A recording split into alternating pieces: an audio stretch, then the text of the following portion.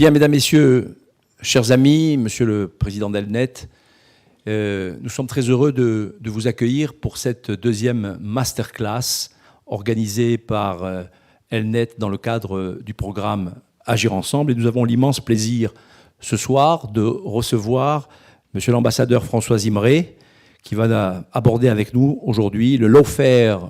Il expliquera lui-même tous les mots, c'est plus simple de laisser la parole aux experts. Lawfare comme arme de guerre, l'utilisation et manipulation du droit international pour combattre Israël sur le terrain judiciaire.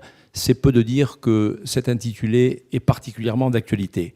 Comme vous le savez, ces dernières semaines ont vu une explosion des affaires judiciaires concernant Israël. Rien qu'à la Cour internationale de justice, il y a 3 affaires qui impliquent Israël. Israël est accusé d'avoir commis un génocide, il est accusé d'être un État d'apartheid, il est accusé d'occupation illégale et d'annexion du territoire, je le mets entre guillemets, palestinien. Israël est accusé d'établir des colonies illégales, je les mets également entre guillemets. Israël est accusé de ne pas permettre la création d'un État palestinien, et ainsi de suite. Toutes ces affirmations unilatérales et souvent infondées sont amplifiées dans les médias et notamment les réseaux sociaux. Aucun autre pays au monde n'attire autant d'attention, mais ça, vous le saviez déjà. Alors, que se passe-t-il vraiment? Pourquoi Israël est-il attaqué devant les tribunaux et si souvent accusé, à tort à mon avis, mais ça, nous allons en parler dans quelques instants, de violer le droit international? Quels sont les arguments pour et contre chacune de ces allégations? En fin de compte, nous pensons qu'il est important de faire de véritables recherches sur notamment l'histoire du conflit israélo-arabe. Cela inclut la manière dont le droit international a été utilisé et continue à être utilisé par toutes les parties. C'est pourquoi, mesdames, messieurs, nous avons développé, dans le cadre du programme Agir Ensemble, comme je le disais tout à l'heure, des masterclass qui nous emmèneront dans un voyage informatif et éducatif à travers, notamment, comme je l'ai dit également, l'histoire juridique, militaire, diplomatique et politique du conflit israélo-arabe au cours des 100 dernières années et probablement au-delà, et de bien d'autres thématiques qui sont au centre de nos préoccupations pour affronter ensemble les crises qui menacent la République et la démocratie, aux prises avec l'islamisme, l'obscurantisme, le terrorisme et toutes les idéologies de haine qui nourrissent les guerres globales que nous devons affronter. Ces masterclass permettent aux initiés, mais également aux non-initiés, il y a beaucoup d'avocats ce soir dans la salle, mais pas que, de comprendre les discours politiques, stratégiques, juridiques, sociologiques, philosophiques, ainsi que d'appréhender les outils nécessaires sans lesquels il est impossible d'engager le débat et mener le combat pour la vérité dans la guerre de l'information et de la communication qui fait rage dans les médias et les réseaux sociaux. Agir ensemble, que l'organisation Elnet a créé, plus qu'un mot d'ordre, est un état d'esprit qu'il faut développer pour connecter le plus grand nombre d'acteurs de la société civile afin de partager l'information. Ne laissons pas les minorités agissantes intoxiquer et neutraliser les majorités qui ne doivent pas rester silencieuses. Notre rôle est de tenter, en mobilisant la société civile, de leur redonner la parole. Nous savons que ce n'est qu'ensemble que nous vaincrons. Il n'y a pas d'autre alternative, même si nous savons que le combat sera rude et sera long. La parole, sans plus attendre, à monsieur l'ambassadeur maître François Zimré, dont je ne vais pas rappeler ici toute la biographie, elle est trop longue, elle amputerait une trop grande partie de cette réunion qui sera déjà trop courte. Monsieur l'ambassadeur, vous avez la parole.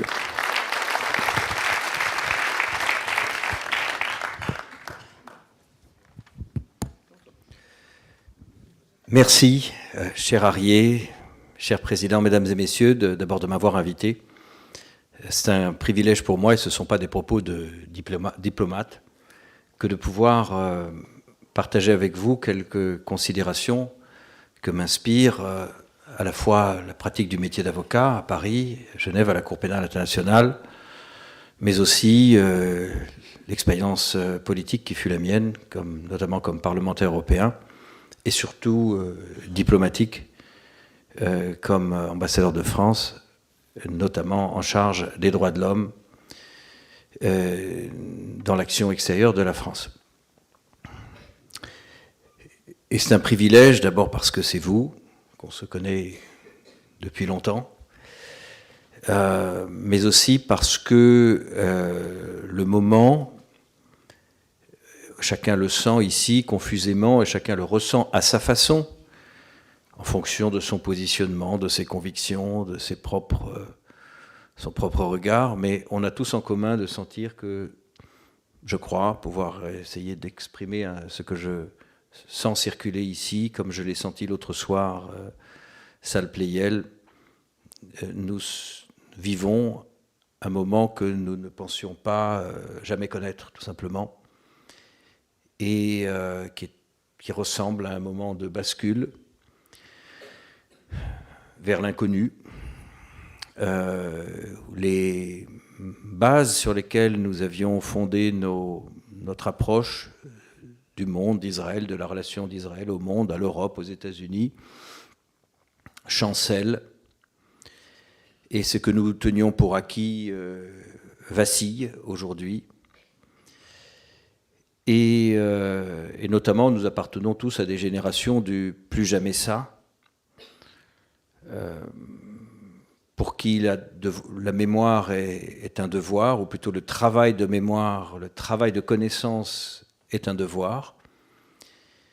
Et c'est particulièrement pour nous troublant, bouleversant, de voir se mettre en place sous nos yeux et en temps réel une mécanique du déni, là où nous avions appris à valoriser la révélation, la recherche des faits, du déni, et même ce déni poussé à l'extrême, c'est-à-dire à l'inversion de la culpabilité, de la responsabilité. Le déni, qui peut prendre la forme soit de cette inversion, dans sa forme paroxystique maximale, ou tout simplement du silence.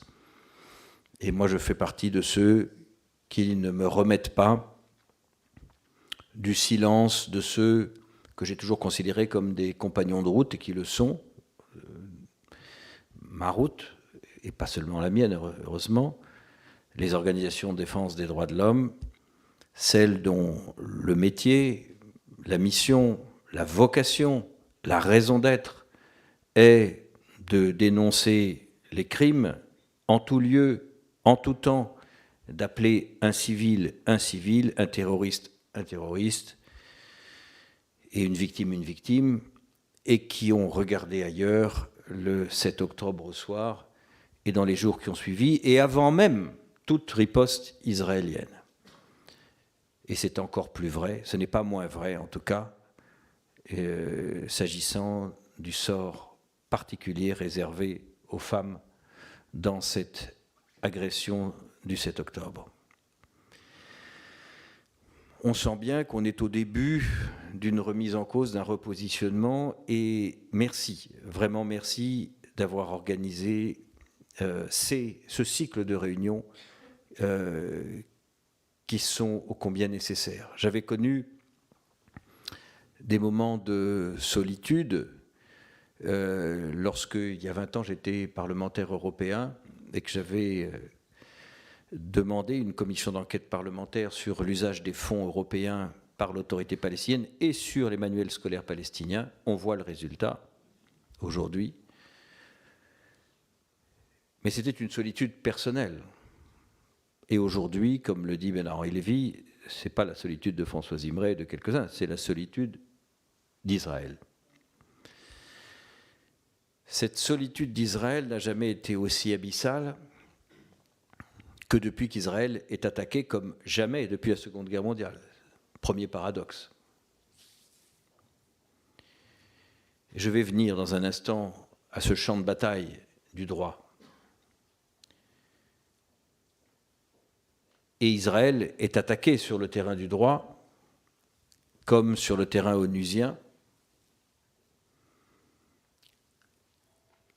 Deuxième paradoxe, alors qu'Israël, l'existence d'Israël doit beaucoup, bien sûr, pour certains doit tout, pour d'autres doit beaucoup, à l'histoire du peuple hébreu, aux souffrances endurées par les Juifs à la fin du XIXe siècle et bien sûr au milieu du XXe siècle, mais de façon beaucoup plus juridique et plus simple, Israël doit aussi son existence et sa légitimité, pas simplement au sang, aux larmes, aux cendres du peuple juif, il les doit aussi au droit international.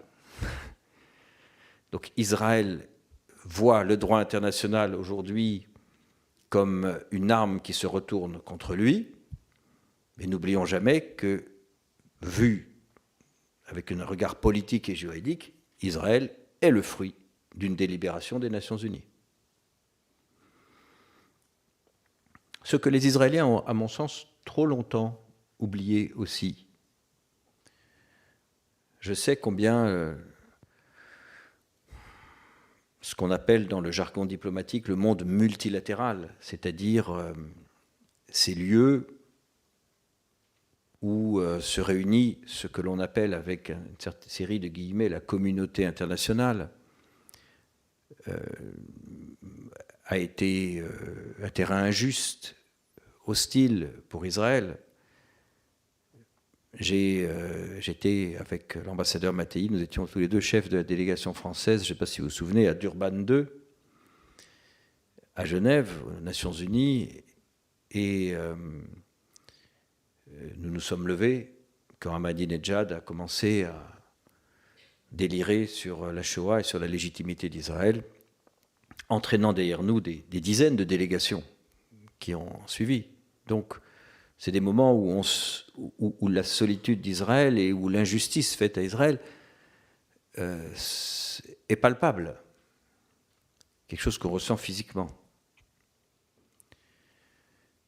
Mais de là à dire que c'est un combat perdu d'avance, c'est là où je ne suivrai pas toujours nos amis israéliens. Deuxième paradoxe, ou troisième paradoxe, aujourd'hui on voit la justice internationale brandie contre Israël. Et vous l'avez rappelé très justement, cher Arié, ce n'est pas si nouveau en réalité. Ça apparaît au grand jour aujourd'hui. À un moment de douleur, à un moment de deuil, à un moment où on n'en finit pas d'identifier les cadavres, de découvrir la profondeur, où les otages ne sont pas rentrés, où les corps sont encore à Gaza, eh bien, l'Afrique du Sud et d'autres pays n'ont pas trouvé de meilleur moment pour poursuivre Israël. Et poursuivre Israël devant une juridiction que beaucoup confondent. Et je vais donner quelques explications pour les non-juristes ici, avec la Cour pénale internationale, qui est la Cour internationale de justice. Et quelques semaines avant, j'accompagnais un groupe de familles de victimes israéliennes à la Cour pénale internationale, à quelques mètres de la Cour internationale de justice, puisque tout ça se passe à La Haye, aux Pays-Bas, pour rencontrer le procureur Karim Khan, devant qui nous avions déposé une plainte et auprès de qui j'ai demandé publiquement un mandat d'arrêt, l'émission d'un mandat d'arrêt international contre les dirigeants du Hamas. Le paradoxe, c'est que cette juridiction, je reviendrai à la Cour internationale de justice, cette juridiction, c'est l'enfant de Nuremberg. Cette juridiction n'existerait peut-être pas, en tout cas pas sous cette forme, là encore, sans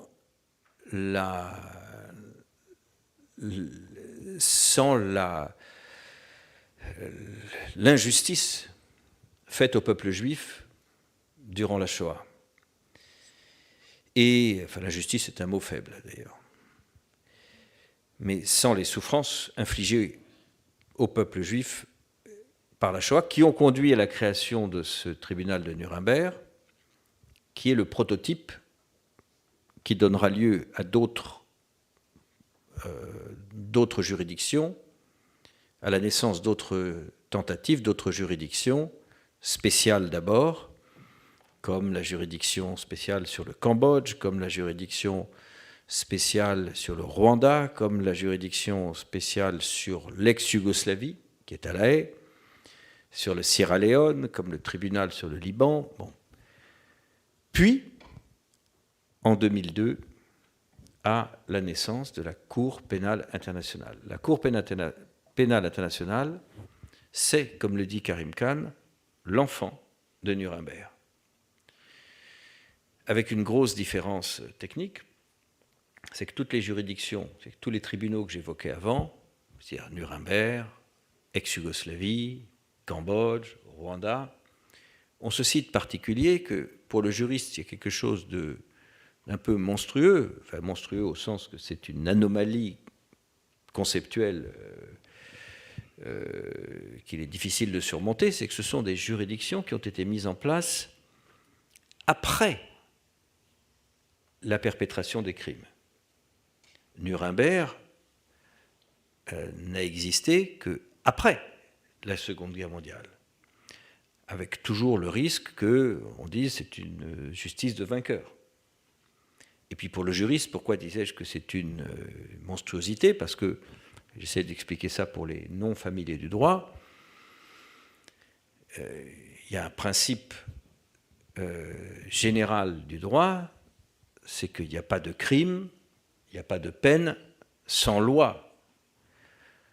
Or, sans loi et sans juridiction, sans institution. Donc l'institution et les lois doivent préexister au crime et à la peine, puisque par définition, le crime, c'est la violation d'une de ces lois.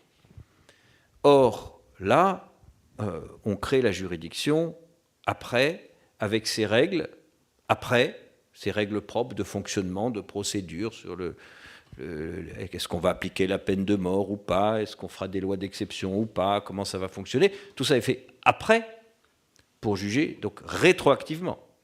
Donc ce n'est pas très satisfaisant. C'est pour ça que très vite a germé l'idée d'une juridiction qui préexisterait au possible crime qui pourrait être commis dans le futur. Et c'est une idée qui doit donc énormément à la contribution, d'abord, qui doit historiquement et fondamentalement aux souffrances du peuple juif, puisqu'elle est héritière de Nuremberg, et qui doit énormément aussi à la contribution des juristes juifs, et plus généralement, Israël a contribué puissamment à l'invention de ce concept de justice internationale, parce que lorsque vous allez en Argentine pour capturer un officier allemand et le juger en Israël pour des crimes commis en Pologne, qu'est-ce que c'est, si ce n'est l'invention de la justice internationale? Et pourquoi parlais-je de paradoxe? C'est parce qu'Israël n'est pas membre de la Cour pénale internationale, ce qu'on appelle le statut de Rome, parce que ça a été adopté la première fois à Rome.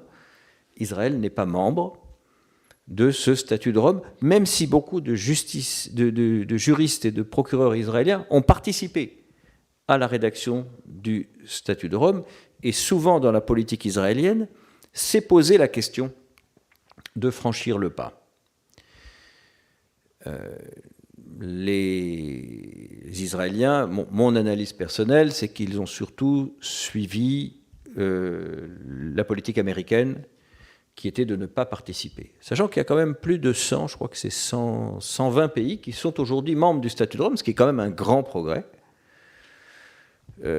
Cette Cour pénale internationale qui a été portée par des gens comme Kofi Annan, l'ancien secrétaire général des Nations Unies, et Robert Badinter. La France était vraiment tout à fait à la manœuvre pour la création de cette juridiction internationale et qui a déjà condamné un certain nombre de personnes. Alors cette justice-là, elle juge les personnes. Donc ce sont des personnes qui peuvent déposer plainte, ce sont des personnes physiques, des victimes, pour dire les choses simplement, qui peuvent déposer plainte devant cette juridiction-là, et ce sont des personnes qui sont jugées ou qui sont poursuivies par cette juridiction, qui peuvent être arrêtées, jugées et condamnées par cette juridiction, alors que la Cour internationale de justice, elle, c'est totalement différent. Cette Cour internationale de justice, elle ne peut être saisie que par des États, et les sujets de droit, ce sont des États. Donc ce sont des contentieux entre États.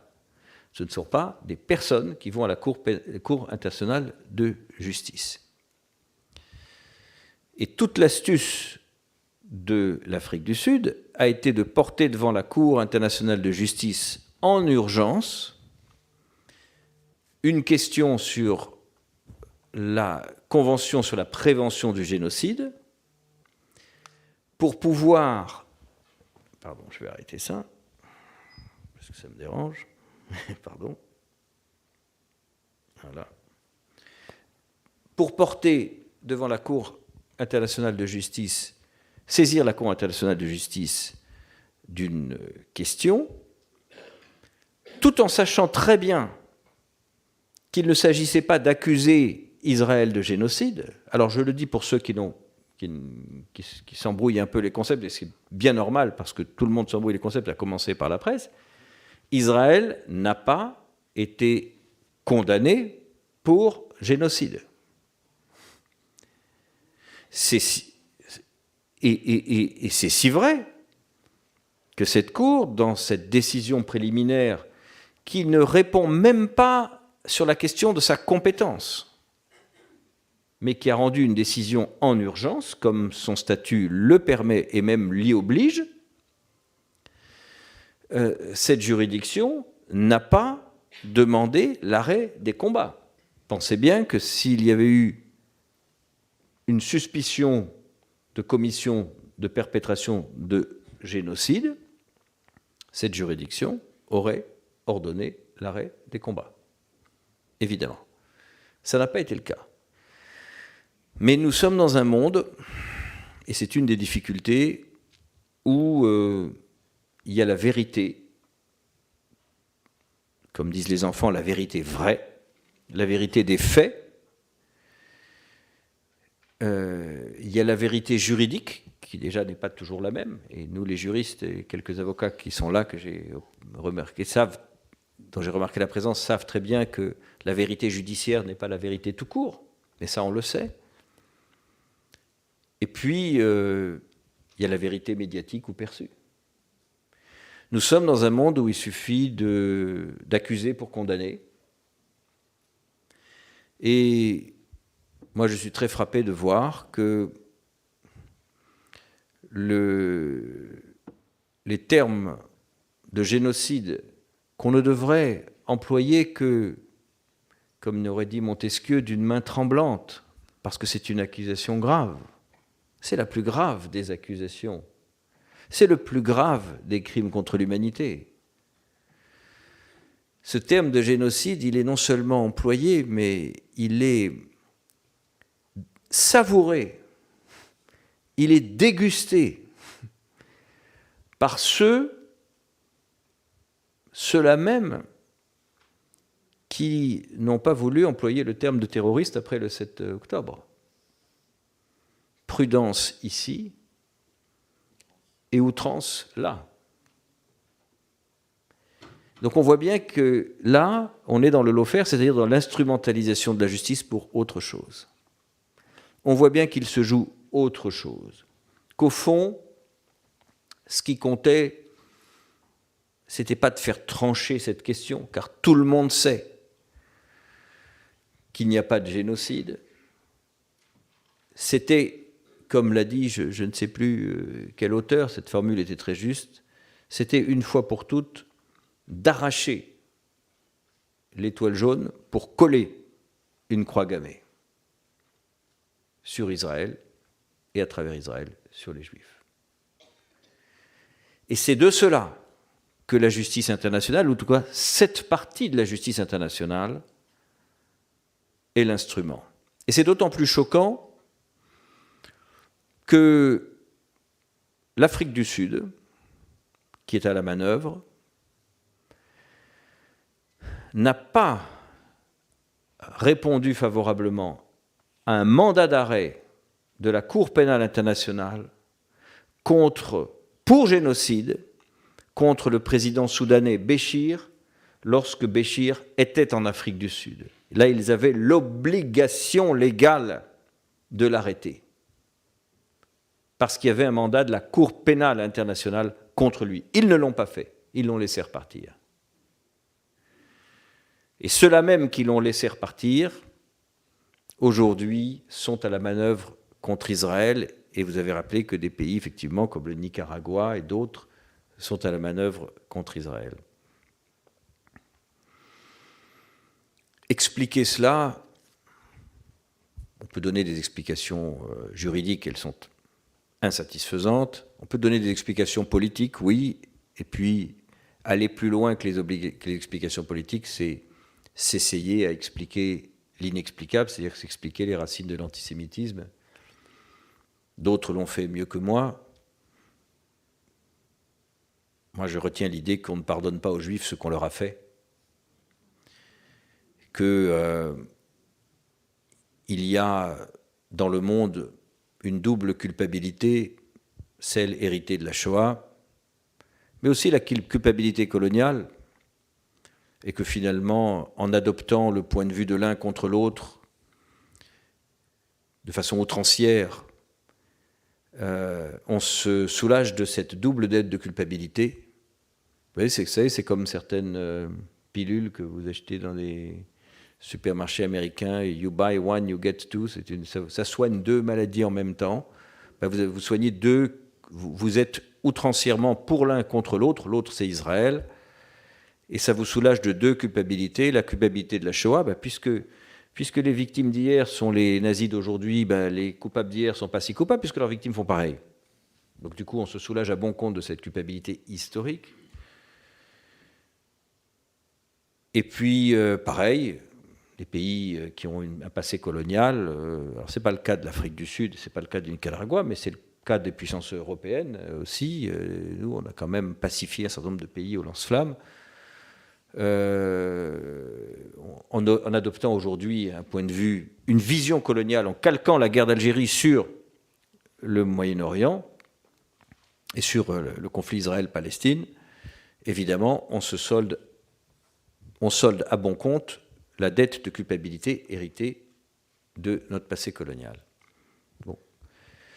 Sur les motivations politiques qui sont derrière l'activisme des Nations Unies, de l'Afrique du Sud aux Nations Unies, il faut bien comprendre que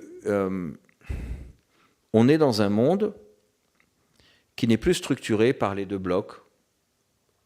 Autrefois, au temps de la guerre froide, c'était simple, c'était un monde bipolaire. Puis ça a été un monde multipolaire, après la chute du mur de Berlin, ou par moments un monde apolaire, c'est-à-dire un monde finalement assez anarchique, où les forces d'entraînement, les pôles dans la communauté internationale sont assez difficiles, ne sont pas évidents à discerner. Et dans cette situation un peu chaotique, fluide, liquide, les pays essayent de gagner en influence. C'est normal, on fait la même chose, nous, la France.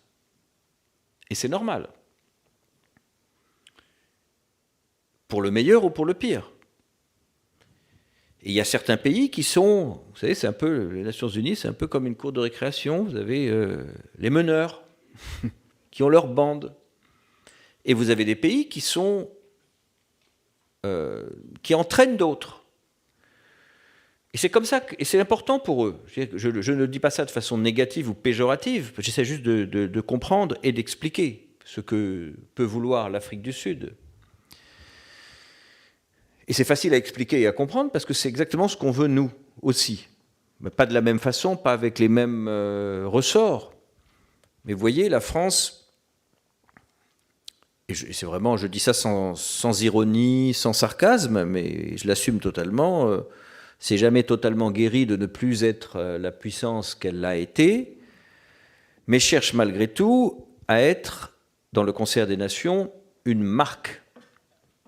Et c'est vrai que quand on dit, et je l'ai vécu souvent à l'étranger, en mission, ou comme ambassadeur en mission, ou comme ambassadeur en poste, Quand on dit la France, il y a une qualité d'écoute particulière. Mais ça se travaille. Ça se travaille, et ça se travaille aussi aux Nations Unies, où nous avons d'ailleurs un poste permanent au Conseil de sécurité. Poste qui nous est disputé. Parce que au lendemain de la guerre, la France, puis incarnée par de grandes personnalités, avait pu obtenir ce poste de membre permanent du Conseil de sécurité. Mais aujourd'hui, si c'était à refaire, si on devait rebattre les cartes, qu'est-ce qu'on dirait? Bon, merci la France, vous avez fait votre job, mais est-ce qu'il n'y a pas d'autres pays qui ne sont pas moins méritants ou importants en termes démographiques ou en termes économiques? Pourquoi la France, pas l'Allemagne? Pourquoi la France et pas l'Europe? Inutile de vous dire que nous ne sommes pas prêts, quoi que nous en disions, mais ça reste entre nous, entre Français, nous ne sommes pas prêts d'ouvrir le débat des règles et des membres permanents du Conseil de sécurité parce qu'il n'y a aucune raison qu'on garde notre siège. Donc on fera tout, et on a raison d'ailleurs, pour s'y opposer, parce qu'il en va de notre influence. Et ce qui fait qu'un pays représente plus que ce qu'il est augmenté, comme on dit aujourd'hui, c'est un terme qu'on emploie beaucoup dans la technologie, la réalité augmentée, de la même façon qu'il y a des exosquelettes, etc., il y a des exosystèmes qui nous font être plus forts et plus importants que ce que nous sommes, et c'est important. Moi, je défends la marque France. D'ailleurs, quand j'étais au Quai d'Orsay, je me souviens d'un chiffre qui était très frappant, c'est qu'à ce moment-là, il y a beaucoup de résolutions qui sont adoptées par le Conseil de sécurité, et le pourcentage de résolutions adoptées par le Conseil de sécurité des Nations Unies, mais qui ont été, sur proposition de la France, soit seule, soit avec les Royaumes-Unis, proposition conjointe, c'était 80%. Donc nous sommes un pays très proactif sur le plan onusien, ce qui nous permet de ne pas aussi laisser de place à un débat sur qu'est-ce que vous faites là. En fait, qu'est-ce que vous faites à ce siège de permanent. Bon, l'Afrique du Sud, j'en reviens, elle fait partie des pays qui a toujours eu une aspiration dans ce monde qui s'est fluidifié parce qu'il n'y a plus les blocs qui stabilisent, de récupérer, d'être le meneur pour récupérer de l'influence, donc du poids. Donc passer des résolutions, placer ces personnes aussi, c'est important, placer des Sud-Africains au poste clé des institutions internationales, etc. Donc c'est de bonne guerre, même si c'est un très mauvais combat. Mais le principe, si vous voulez, d'être à l'initiative, en lui-même, on le comprend facilement, même si dans ce dossier-là, ce n'est pas une bonne action, pour dire les choses de façon très sobre. Qu'est-ce qu'il va se passer sur le terrain de la Cour internationale de justice? La réponse, elle tient en quelques lettres. Rien. Non mais rien à brève échéance.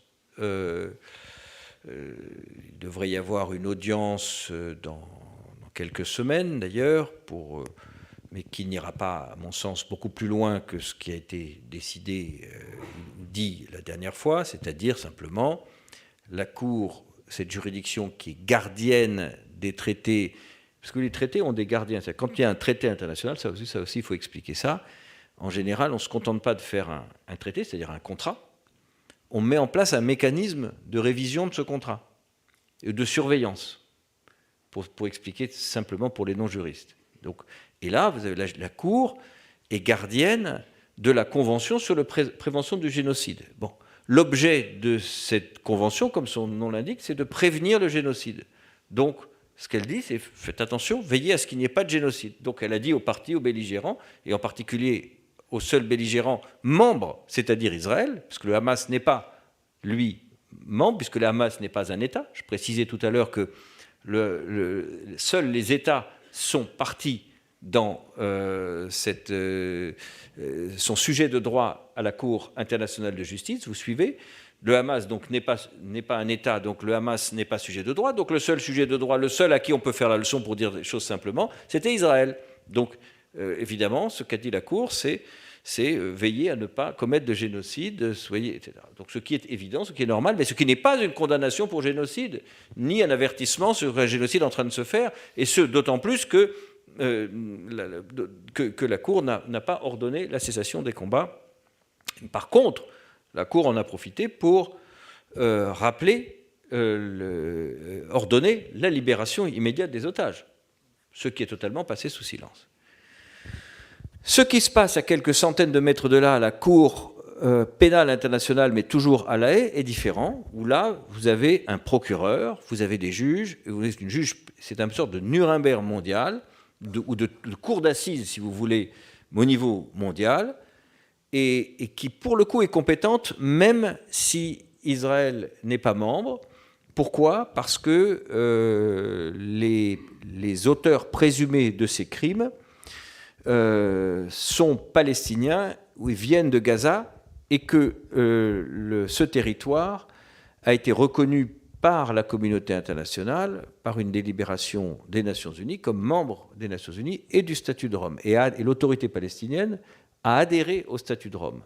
Donc c'est ça qui fait qu'ils sont compétents. Et j'ai trouvé un procureur, Karim Khan, extrêmement impressionné par ce qu'ont raconté les familles des victimes israéliennes, extrêmement empathique. Je veux dire que ça a été d'ailleurs très intéressant, parce que ça marche dans les deux sens. Il y a aussi le message, et c'est quelque chose que je voudrais faire passer, partager avec vous. Il y a deux sujets. Il y a le message qu'Israël, les Juifs et les victimes doivent envoyer à la justice internationale et au monde, mais il y a aussi, à travers les réponses que peuvent apporter les institutions internationales, un message qui va vers la société israélienne. Et de la même façon que je pense que la cérémonie qui a eu lieu ici aux Invalides il y a quelques semaines a touché au cœur, je pense, beaucoup d'Israéliens qui ne s'attendaient pas à cela, qui n'avaient jamais vécu cela. De la même façon, les victimes que je représentais, que j'accompagnais, ont été extrêmement touchées par l'accueil du bureau et le sérieux et l'empathie et les mots prononcés par le procureur de la Cour pénale internationale et son équipe, et aussi qui est allé 2 fois sur le terrain et qui retournait les voir peu après. Et c'est important parce que, au départ, Israël ne voulait pas coopérer. La position d'Israël, c'est de dire, nous, on n'est pas membre de la Cour pénale internationale, donc au début, ils ne voulaient même pas lui donner de visa pour qu'il puisse venir. Or, comment voulez-vous que cette Cour puisse enquêter si le procureur général de la Cour pénale internationale ne peut pas se rendre sur le sol d'Israël ? La position a évolué, a changé, et ils lui ont permis de venir en visite privée. Privée, mon œil, mais il n'est pas venu officiellement enquêter, mais il est quand même, cette visite privée l'a quand même amené dans les kibboutz, sur le terrain, au contact des familles, et certainement aussi de façon plus ou moins informelle, forcément informelle, au contact de la justice israélienne. Et je sais qu'il y a beaucoup de documents et de preuves qui sont en train de remonter vers La Haye, et j'espère vraiment que dans les jours, les semaines qui viennent, au pire dans les mois qui viennent, mais dans les semaines qui viennent, il y aura l'émission d'un mandat d'arrêt international contre les dirigeants du Hamas.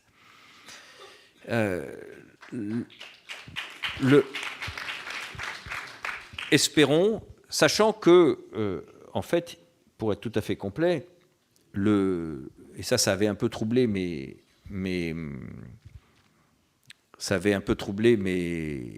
les gens que je représentais, mes clients qui étaient là, les victimes israéliennes, c'est que l'équipe du procureur qui nous a reçus au grand complet était déjà en charge de ce qu'ils appellent dans leur classement, dans le cas Palestine, parce qu'ils étaient déjà saisis par des Palestiniens de violations des droits fondamentaux allégués contre des officiers israéliens.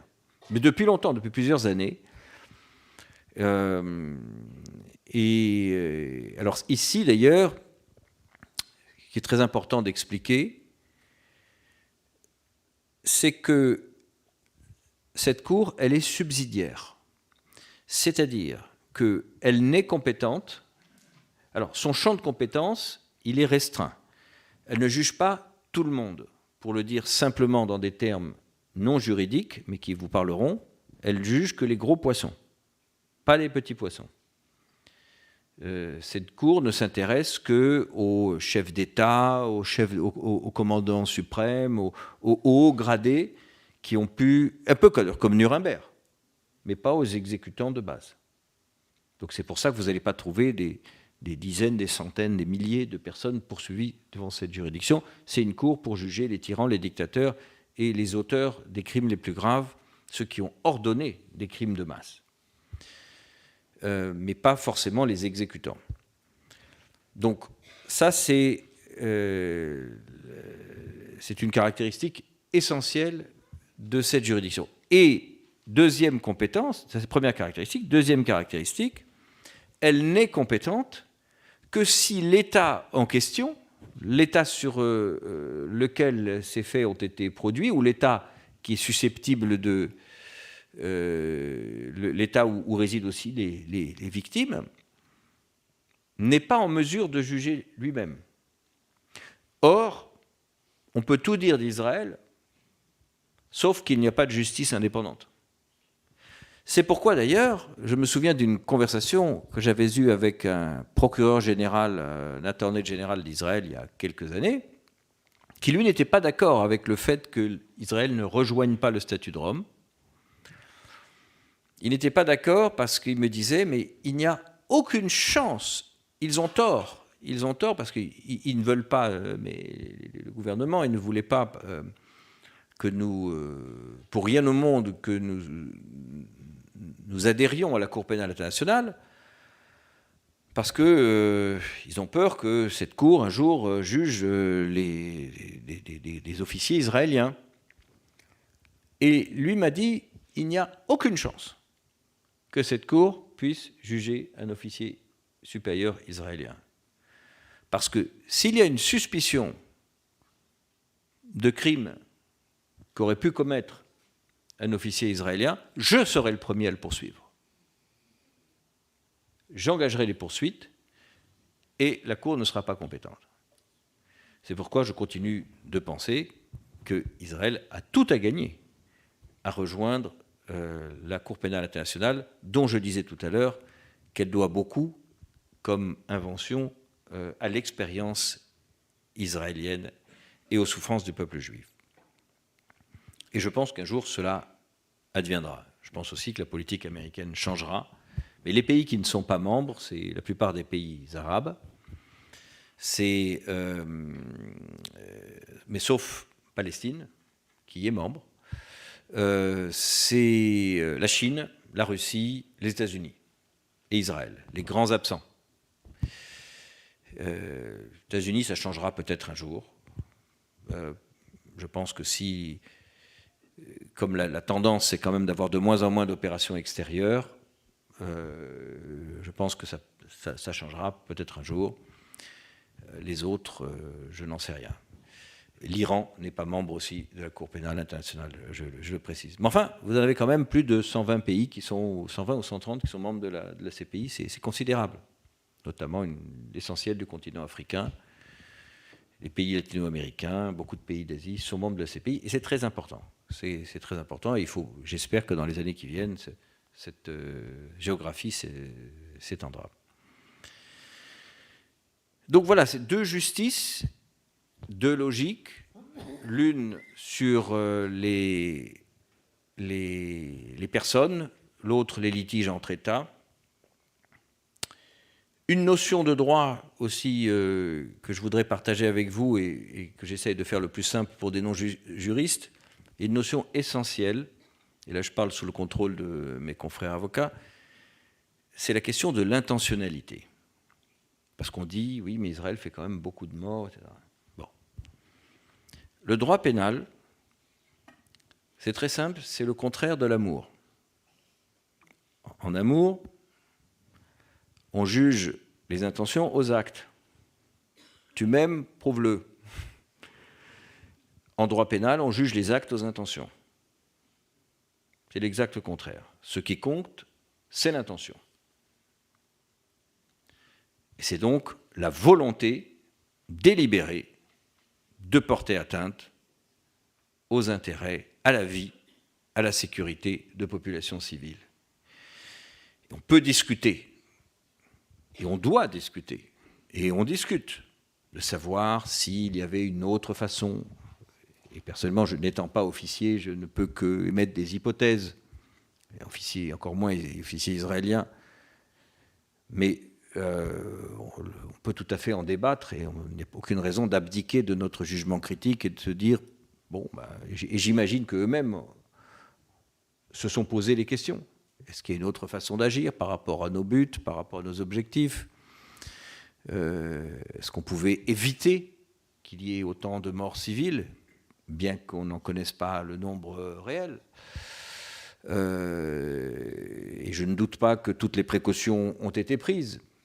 Mais on peut aussi poser la question, quand bien même on sait que ces précautions seront prises, mais qu'on n'empêchera pas de très nombreux morts compte tenu de la densité et de l'instrumentalisation de cette densité par la pratique des boucliers humains, qu'est-ce qu'on doit faire? Il peut y avoir un débat, mais ce qui pour moi est absolument hors de cause, qu'il n'y a jamais eu la volonté délibérée chez les Israéliens de tuer des civils. Et même le contraire peut être très aisément démontré. Donc, on a deux logiques, avec des procédures de part et d'autre, mais très clairement, il y a une instrumentalisation des concepts, des termes. Génocide, c'est un mot qui fait mal, c'est un mot dont il ne faut pas sous-estimer le sens réel. C'est l'objectif de cette accusation de génocide, dans un monde où, je le rappelle, il suffit d'accuser pour condamner, c'est réellement d'effacer le 7 octobre et même d'effacer la dette de la Shoah. C'est très clairement l'objectif. Ça fait longtemps qu'on le voit venir. Ça fait longtemps qu'on voit venir, qu'on voit que la critique d'Israël, qui est légitime, comme tout pays, dégénère en diabolisation et en délégitimation. C'est d'ailleurs, chaque fois que vous êtes confronté à cette question, parce que j'imagine que, comme moi, vous parlez à des gens qui sont plus ou moins informés, qui essayent de se faire une opinion, qui essayent et qui, en même temps, voudraient pouvoir légitimement critiquer comme on le ferait à partir des informations qu'ils ont. Et honnêtement, si nous n'étions pas surinformés, car nous le sommes, ce qui nous réunit, c'est aussi ça, et surinformés sur un aspect, c'est-à-dire ce qu'est la société israélienne. Et nous en connaissons les valeurs, nous en connaissons des individus, nous en connaissons l'histoire. Si nous n'étions pas surinformés, si nous étions, comme disait Coluche, j'aime bien Coluche qui disait dans un de ses sketchs, « Je suis ni juif, ni arabe, je suis un mec normal ». Si nous étions normaux, nous n'aurions, et que nous écoutions les médias, nous n'aurions aucune raison d'avoir de l'empathie ou de la sympathie pour Israël. Mais aucune. Tant est grande la désinformation. Et donc on a tous été confrontés, en parlant avec des gens animés des meilleures intentions, de bonne foi, mais plein de mauvaises informations en tête, à cette question de la limite, à quel moment la critique d'Israël est-elle légitime et à quel moment devient-elle de l'antisémitisme? Il ne faut pas crier à l'antisémitisme chaque fois que quelqu'un critique Israël, parce que ce serait ridicule, ce serait grotesque et contre-performant et injuste, mais il ne faut pas être naïf non plus.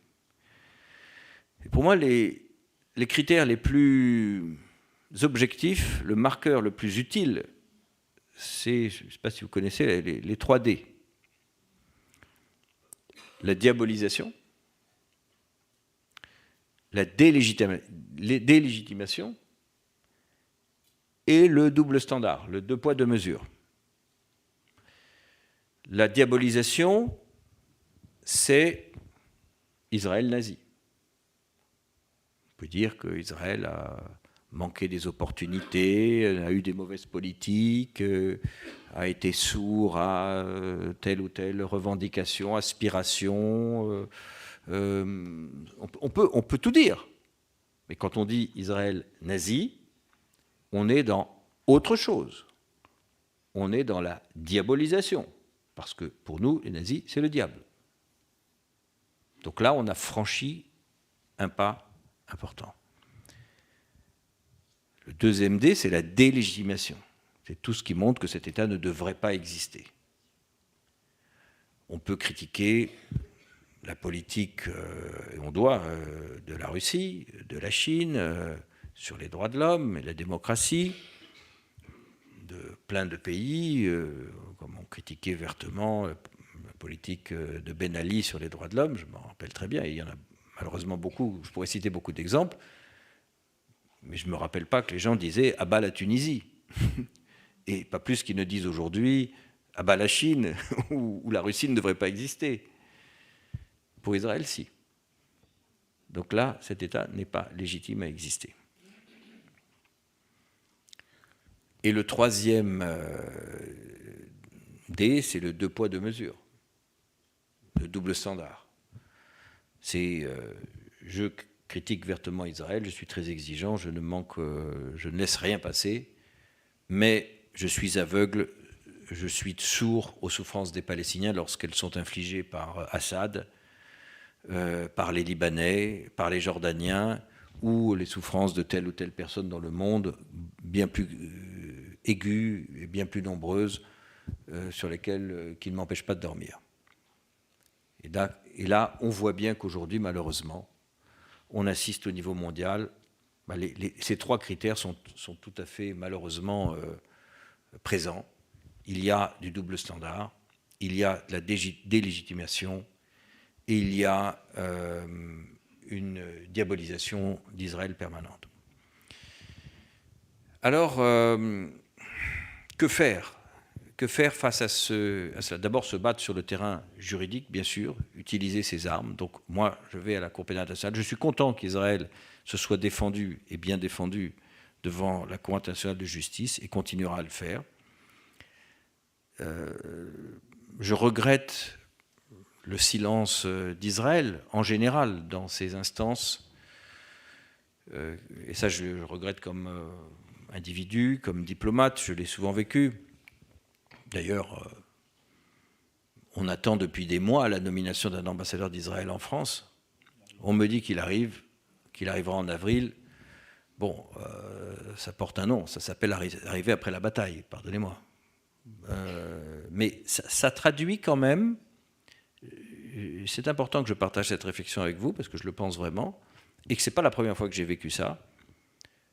Pendant la seconde intifada, moment de grande solitude aussi, il y a eu pendant plus de 6 mois pas d'ambassadeur d'Israël en France aussi, à un moment où on aurait eu bien besoin d'une explication, d'une autre musique, de quelqu'un qui aille parler aux 20h, qui soit dans les journaux le matin, qui aille au moins porter la contradiction. Ben non.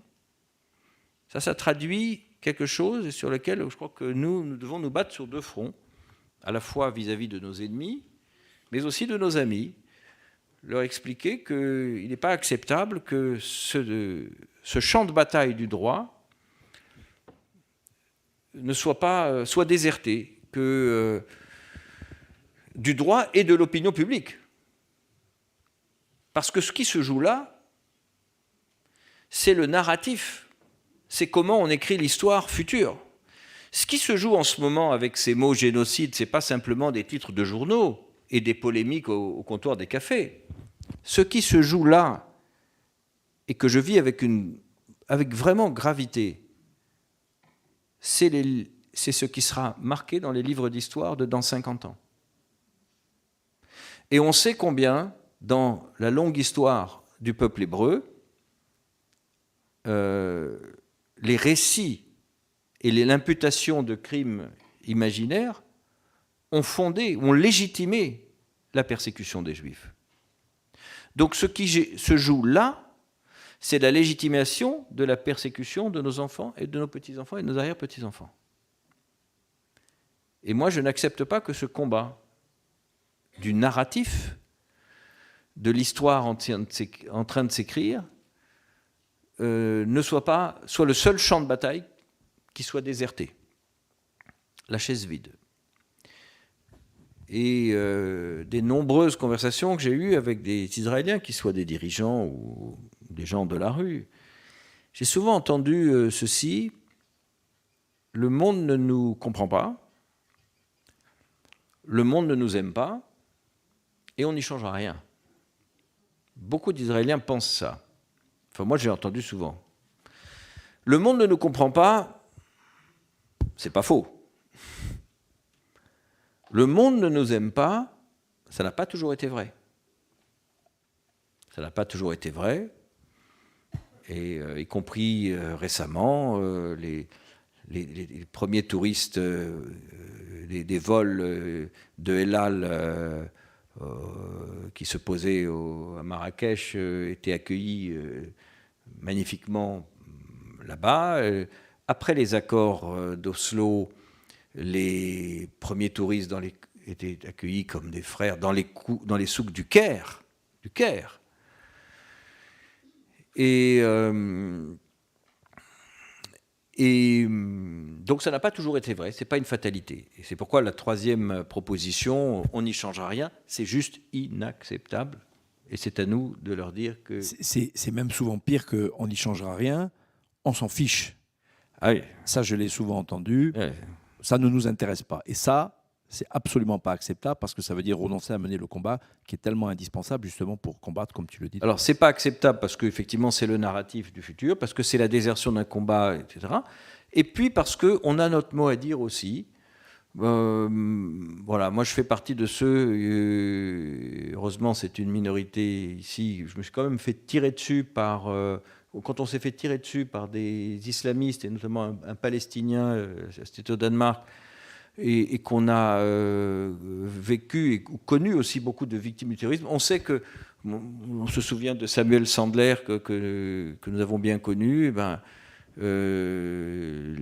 Mohamed Merah disait tu tues mes frères en Palestine, je te tue. C'est ça qu'il a dit à ce moment-là. Donc il y a des gens en Europe et dans le monde qui se font tuer parce que des esprits faibles, intoxiqués par ce narratif, ce récit faux, des esprits faibles et un récit faux conduisent aussi à cela. Et donc c'est un champ de bataille essentiel, celui de l'histoire, je dirais de la même façon qu'il y a un devoir de mémoire, il y a un devoir d'histoire du futur. Ce devoir de mémoire, il ne s'applique pas qu'au passé, mais c'est la mémoire du futur qu'on est en train d'écrire aujourd'hui, et on a le même devoir, et je dirais encore plus aigu, non moins aigu, vis-à-vis de l'histoire qui est en train de s'écrire maintenant, parce que ce sera la mémoire de dans 50 ans. Et on a le même devoir de ne pas laisser les choses s'écrire n'importe comment. Donc, d'où le rôle irremplaçable que vous jouez, pour lequel je vous félicite. Voilà, je vais m'arrêter là peut-être, mais je répondrai volontiers aux questions.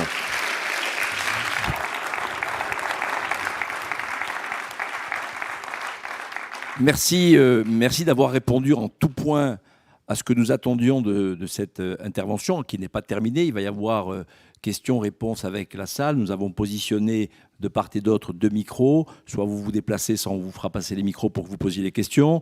Mais d'abord un très grand merci, Françoise Imré, de ce que vous avez pu dire. Je voudrais rajouter 2-3 choses. Vous disiez on ne nous pardonnera jamais ce que l'on nous a fait. Je rajouterai qu'on ne nous pardonnera jamais d'avoir survécu à ce que l'on nous a fait.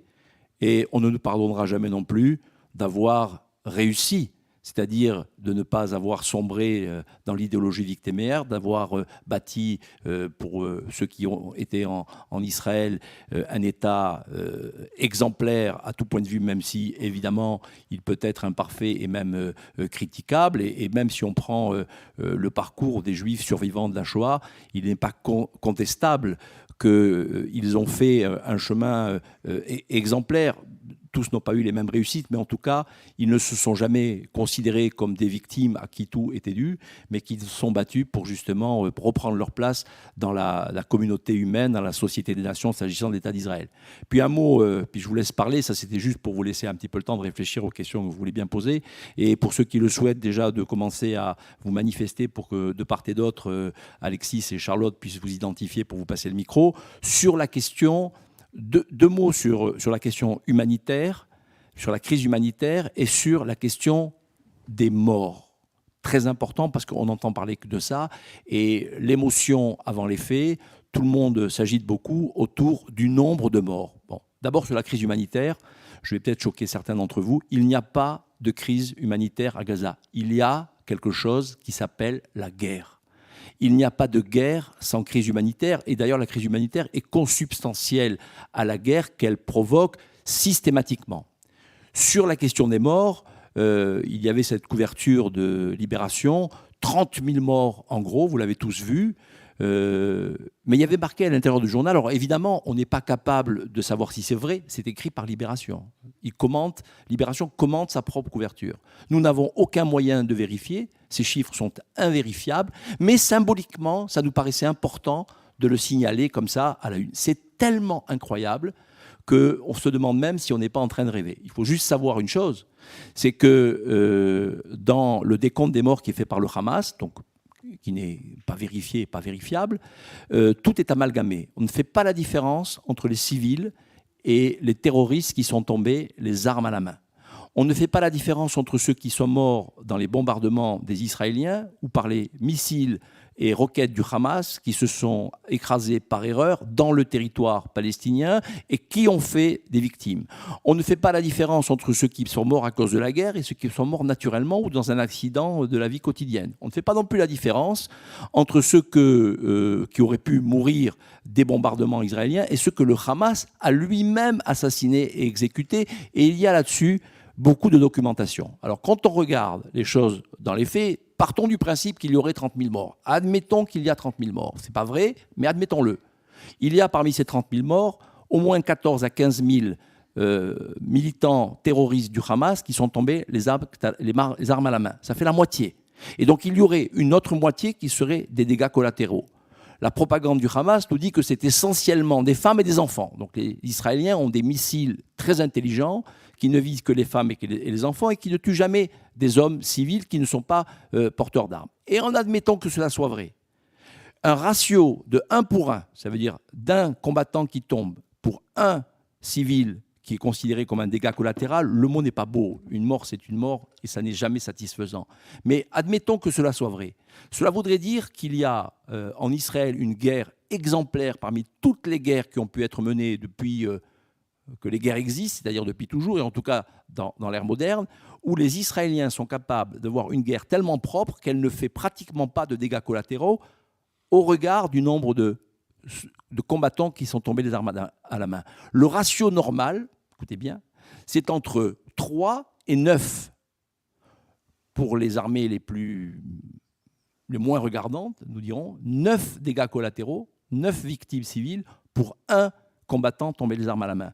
Et vous savez, quand vous regardez les guerres qui ont été menées par la coalition des pays occidentaux après les attaques de l'État islamique, à Raqqa, à Mossoul, mais également contre Al-Qaïda, en Afrique subsaharienne ou bien en Afghanistan, vous avez des ratios de morts civiles qui sont très impressionnants et en tout cas bien supérieurs à ceux que nous avons avec malheureusement la guerre à laquelle les Israéliens sont obligés de se confronter. Ça également, c'est pour les morts. Je ne parle pas de la famine, elle n'existe pas. En revanche, il y a une vraie famine au Soudan et il y a des centaines de milliers de personnes qui sont en train de mourir de faim, mais mourir de faim au sens propre du terme, parce que là-bas, il n'y a pas d'aide humanitaire, parce qu'il n'y a rien qui est fait pour sauver de la famine, alors que tous les regards sont concentrés sur la bande de Gaza. Alors, avant de vous laisser la parole, un mot. Qu'est-ce qu'on peut dire de la Convention de Genève, dont on dit souvent que les Israéliens ne respectent pas le droit international, et notamment la Convention de Genève sur la protection des civils. Et faut-il redouter le déséquilibre entre les démocraties et les dictatures dans les instances internationales qui pourrait contribuer à faire en sorte que ce double standard soit permanent et que finalement Israël finisse par être condamné par des institutions judiciaires qui émanent des institutions internationales, qui elles-mêmes étant tellement déséquilibrées qu'elles pourraient provoquer un déséquilibre aussi au niveau des instances judiciaires. Et là, peut-être pourraient découler des condamnations d'Israël qui auraient des conséquences bien plus graves que les nombreuses résolutions qui sont votées par l'ONU notamment, mais qui, on le sait, ne sont pas contraignantes et ne servent pas à grand-chose sinon à noircir du papier. Alors, il y a beaucoup de choses qu'on peut dénoncer dans les Nations Unies, et je l'ai fait souvent, et je pourrais être très long là-dessus, mais il y a aussi des petits miracles. Enfin, miracle, c'est peut-être un grand mot, ou des petites... des petites anomalies positives. C'est que il y a des institutions qui dépendent des Nations Unies qui fonctionnent bien et qui, bien que étant le fruit de la communauté des nations et le reflet donc du monde tel qu'il est, il faut bien comprendre qu'aux Nations Unies, c'est très simple, c'est un pays, une voix. On ne comprend pas la mécanique si on ne comprend pas ça. C'est un pays, une voix. C'est-à-dire que les États-Unis ont le même poids que le Saint-Siège ou que petits États des Caraïbes. Donc, d'où l'intérêt d'ailleurs des coalitions, et d'où la fragilité que vous dites. Et malgré cela, et le nombre de démocraties réelles, ou de pays dont on peut dire que ce sont des États de droit aux Nations Unies, dans le monde, est très minoritaire. Donc, malheureusement, l'immense majorité des États restent des démocraties très imparfaites ou pas de démocratie du tout, et des États de droit très perfectibles aussi. Néanmoins, la Cour internationale de justice est créditée, même si les juges sont désignés par les pays. Donc c'est une nomination qui, quand même, c'est un choix politique. Jusqu'à présent, ça tient, parce qu'il y a une tradition d'envoyer des gens indépendants, de grands juristes. Et il y a le petit miracle, c'est que quand les gens arrivent, eh bien, ils se prennent... D'abord, jusqu'à présent, il y a eu beaucoup de gens de grande qualité, et ils se prennent au jeu, c'est-à-dire qu'ils se comportent comme des juges et pas comme l'envoyé de leur pays. Combien de temps ça marchera ? Encore, je ne sais pas. Mais pour le moment, ça fonctionne comme ça. C'est-à-dire que, et c'est d'ailleurs pourquoi Israël a joué le jeu de la Cour internationale de justice et a répondu. Et d'ailleurs, il y a eu deux opinions dissidentes qui sont intéressantes, mais dont une très favorable à Israël, beaucoup plus favorable. Mais le juge israélien, parce que c'est dans la procédure de la Cour, il y a un juge du pays qui est en cause, s'il n'est pas déjà représenté, ils peuvent envoyer un juge supplémentaire, donc il fait partie des juges. Le juge israélien a voté, je crois, 14 des résolutions de cette décision de justice sur 17, lui-même. Il les a approuvées. Et la plupart des juges ont été d'accord sur la plupart des résolutions. Donc, et sur la Cour pénale internationale, là aussi, ce sont il y a pour le moment une tradition qui est vraiment d'envoyer de grands magistrats et ça donne une justice qui est plutôt considérée comme une très bonne justice, avec d'ailleurs la critique, c'est que du coup il y a des criminels qui s'en sortent parce que le bénéfice du doute, parce que c'est une justice aussi très lente, très méticuleuse et très chère. Et donc, beaucoup de gens lui reprochent d'accoucher de très peu de condamnations et de coûter très très cher. Bon, je ferme ce débat. C'est une justice qui est critiquée par ceux qui trouvent qu'elle va trop loin et ceux qui trouvent qu'elle ne va pas assez vite. Mais donc, fragile, toujours fragile. Les conventions de Genève, il y a plusieurs conventions adoptées à Genève. Ça, c'est le droit de la guerre. C'est le droit de la guerre, c'est le droit dans la guerre.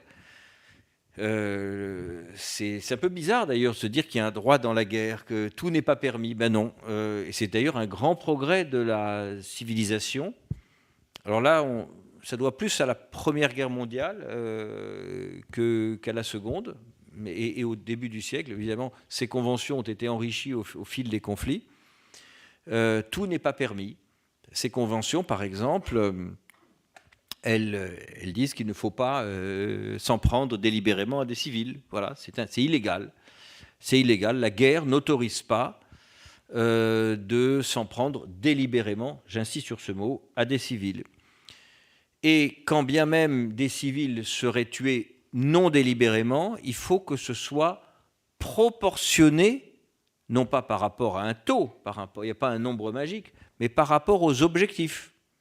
Donc d'où l'importance, pour être dans la légalité, d'avoir des objectifs clairs et défendables. Donc par exemple, appliquer à la question des 30 000 morts qui sont à la fois trop et en même temps explicables ou justifiables, peuvent être un chiffre qui peut être positivé, si je puis dire. C'est un peu terrible à dire comme ça, comme vous l'avez fait, et il faut le faire. Enfin, en tout cas, relativiser par rapport à ce qui aurait pu se passer et ce qui se passe ailleurs. Pour savoir si on rentre dans la notion de crime de guerre, c'est à apprécier par rapport aux objectifs de la guerre et à la proportionnalité par rapport à ces objectifs. D'où l'importance, côté israélien, d'être très clair sur cette notion d'objectif et de proportionnalité. Ils disent, par exemple, les conventions de Genève, qu'on doit respecter la dignité et les droits des prisonniers. On ne peut pas torturer les prisonniers, on ne peut pas non plus les exhiber en public, on ne peut pas les humilier. Ça, c'est le droit de la guerre. Est-ce qu'Israël a commis des crimes de guerre, c'est-à-dire des crimes dans la guerre? C'est pas Israël, c'est qu'il se peut, honnêtement, il se peut que dans une guerre comme ça, multiforme, face à un ennemi sauvage, dans le contexte que l'on sait, il se peut qu'il y ait eu des abus. Mais encore une fois, c'est aux juridictions israéliennes d'abord de les poursuivre et d'enquêter, et elles le feront. J'ai aucun doute qu'elles le feront. Mais c'est certainement pas la politique d'Israël que de commettre de tels crimes. Donc voilà, les crimes les conventions de Genève protègent les civils dans les conflits, mettent des limites aussi, instaurent le principe de proportionnalité qui est essentiel. Voilà. Et par rapport aux buts poursuivis, et ces buts doivent être des buts légitimes aussi, parce que l'agression en elle-même est criminelle. Et j'ai oublié de dire une chose tout à l'heure. C'est que je n'ai aucun doute, par contre, que l'attaque du Hamas, elle a un caractère génocidaire, pour le coup. Ce qui rend l'accusation de génocide pour la victime insupportable. Et la grande bataille, et bon, cette guerre terrible, meurtrière qui a lieu actuellement, et qui se déroule, elle va se terminer. Est-ce que c'est une affaire de semaines, de mois, de jours, j'en sais rien. Mais la guerre du narratif, on en est au début. Et ça ne se réglera pas avec un communiqué de presse et une conférence. On en est au début et on en a pour des années. Il faudra se mettre en ordre de bataille. Les questions. Alors, ceux qui ont déjà des micros dans la main, est-ce que c'est le cas ? Voilà, alors levez la main comme ça, nos amis vont, voilà, on vous a identifié devant, allez-y. Question aussi brève que possible et réponse aussi courte que possible. Est-ce que vous m'entendez ? Oui, c'est bon. Très bien. Alors merci pour votre brillant exposé et le souci qui a été le vôtre. En tout cas, c'est ce que j'ai ressenti, de nous rassurer sur ce qui se passe au niveau des instances juridiques internationales, que ce soit au niveau de la Cour pénale internationale ou même de la Cour de justice internationale. Alors, vous présentez la décision de la Cour internationale de justice du 26 janvier 2024 sous un éclairage tout de même très favorable à la thèse d'Israël. Vous rappelez qu'elle appelle la libération immédiate et inconditionnelle des otages, c'est vrai, mais la Cour a aussi jugé plausible la violation par Israël des droits qui sont protégés par la Convention de prévention de génocide. C'est écrit dans cette décision et a parlé d'un risque de préjudice irréparable.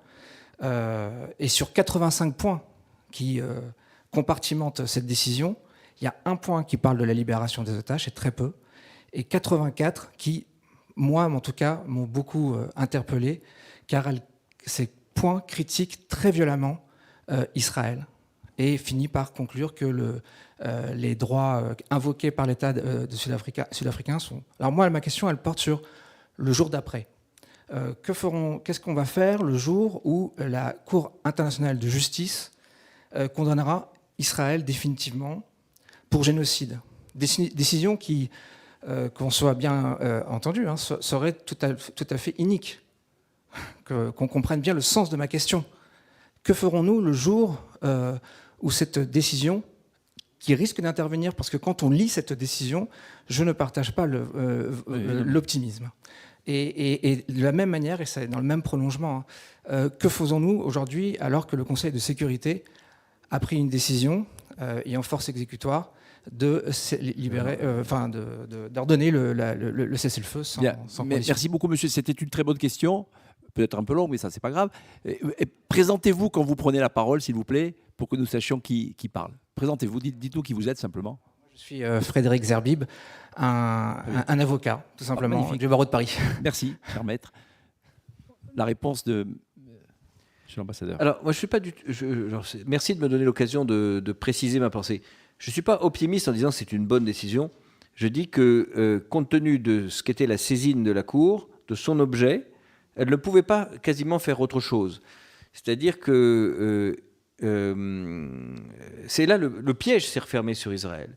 Et ce piège n'a été possible que parce que c'est là où il y a un lien entre le juridique et le médiatique ou le narratif, c'est-à-dire ce qui est cru, ce qui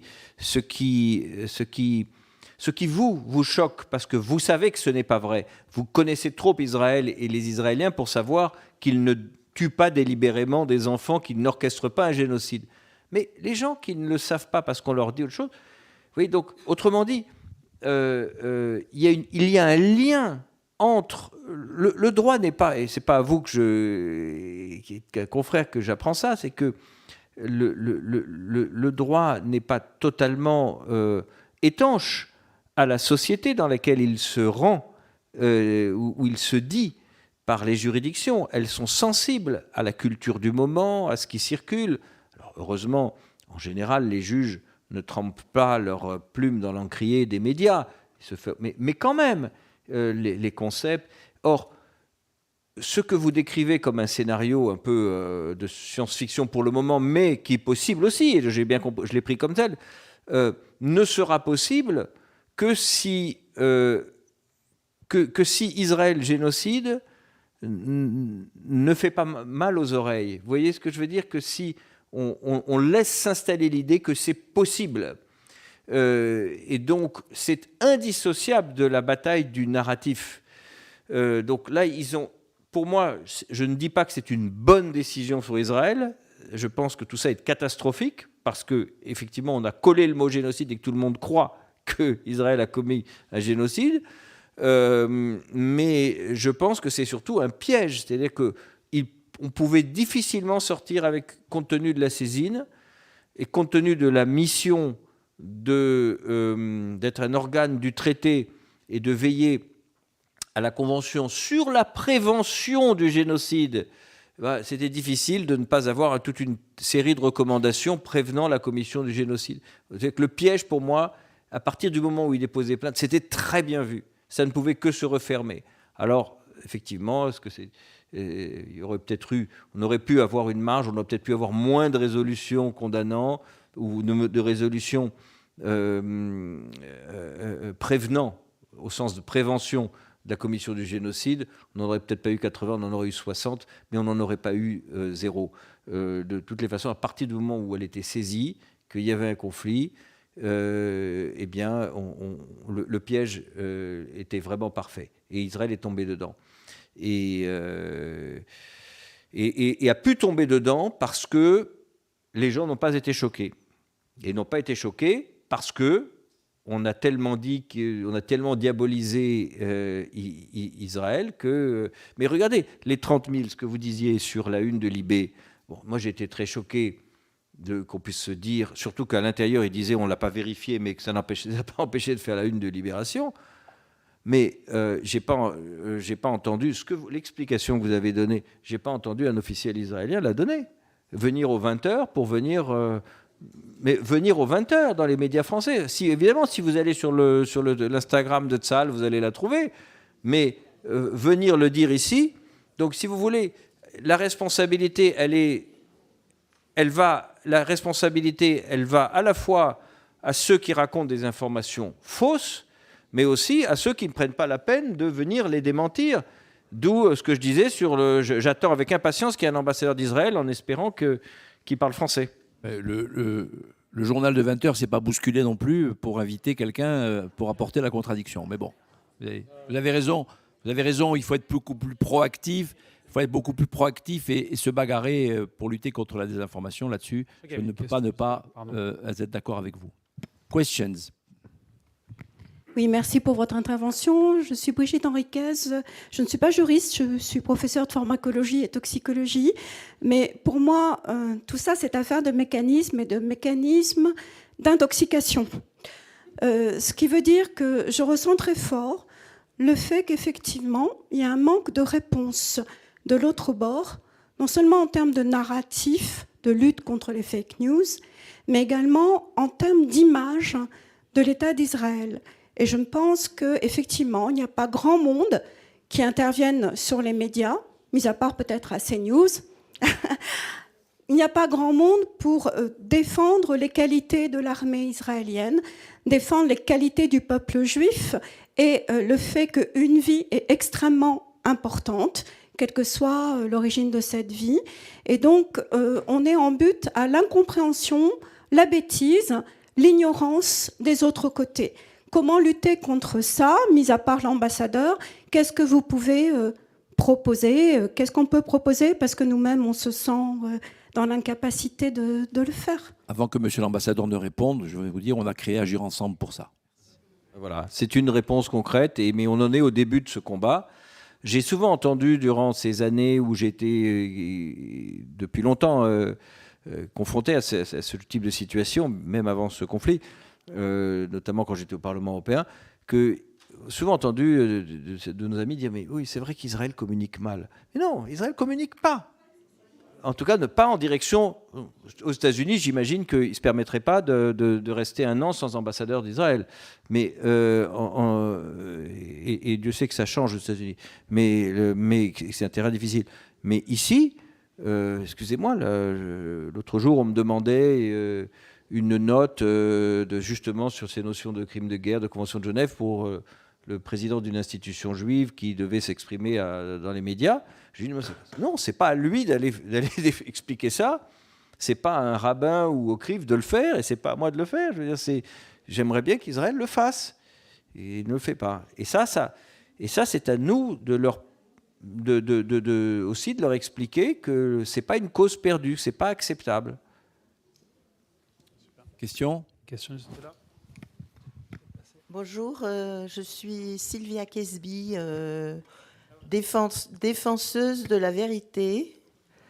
Je déteste le mensonge, donc je souffre énormément, comme beaucoup d'entre nous, de la guerre évidemment, mais le mensonge, c'est quand même très très puissant aussi.